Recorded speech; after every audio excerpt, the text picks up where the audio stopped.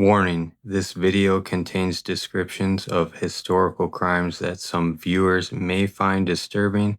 Viewer discretion is advised. In the 1930s, Cleveland, Ohio was stalked by one of the most chilling unsolved cases in American history, the Cleveland Torso Murders. Between 1934 and 1938, at least 12 victims, and possibly as many as 20, were discovered in and around a shanty town known as the Kingsbury Run.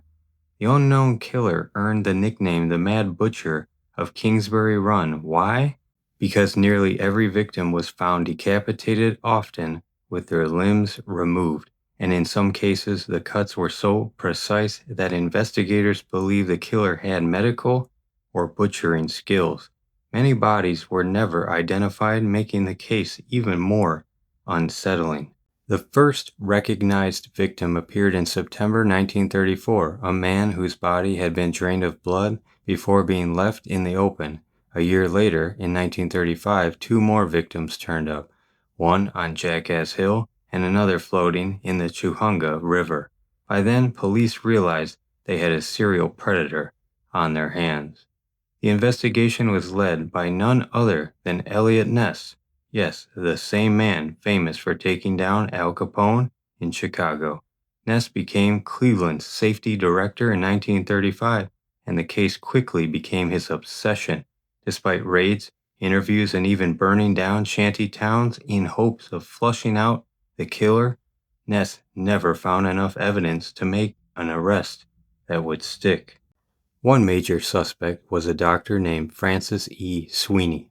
He had surgical training, a history of instability, and he even failed 2 polygraph tests. But Sweeney was politically connected, and Ness never had the hard proof to charge him. Instead, Sweeney was later committed to a mental hospital, where he spent much of his remaining life. Other suspects came and went, but none were ever convicted. The killings seemed to suddenly stop around 1938, though a few later cases in the 1940s and 50s bore striking similarities. Was it the same butcher or a copycat? No one knows. The legacy of the Cleveland Torso Murders lives on because of its haunting mix of mystery and brutality. An infamous investigator, a prime suspect with terrifying skills, and a string of unidentified victims. It's the kind of case that still gives true crime historians goosebumps nearly a century later. And the strangest part, if you walk through Cleveland today, you can still visit Kingsbury Run, now a quiet ravine, but once it was the hunting ground of a phantom no one ever caught.